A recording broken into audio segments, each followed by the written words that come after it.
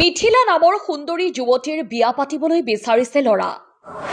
তাই অসহায় যুৱতী, বিয়াৰ বাবে প্ৰয়োজন দৰা। দেউতাক অসুস্থতা থকাৰ বাবে উপযুক্ত ঘৰৰ ল'ৰা বিচাৰি পোৱা কঠিন হৈ পৰিছে মিথিলাৰ বাবে। দুখীয়া ঘৰৰ ছোৱালী হোৱাৰ বাবে এজন ভাল জীৱন সংগী বিচাৰিছে।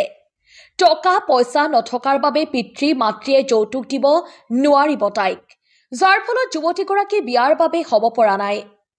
ল'ৰাজন ভাল চৰিত্ৰৰ হ'ব লাগিব।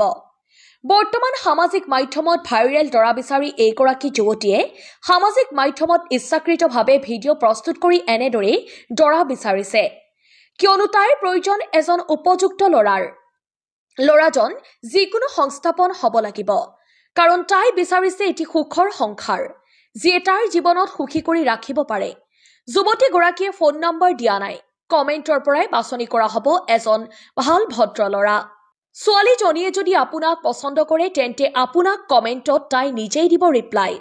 এতিয়া আপোনাৰ মনৰ কথা প্ৰকাশ কৰক, কমেণ্ট কৰক। আপোনাৰ সৈতে যোগাযোগ কৰিব ছোৱালীজনীয়ে নিজেই। আমার নাম হচ্ছে মিথিলা। মিথিলা, তোমার দেশের বাড়ি কোথায়? ঠাকুরগা। বর্তমানে আমি কিছুই করি না, আমি বাড়িতেই থাকি। এখন ওরকম মানুষ পাই নাই দেখে তো এখানে আসছি ভিডিও করার জন্য।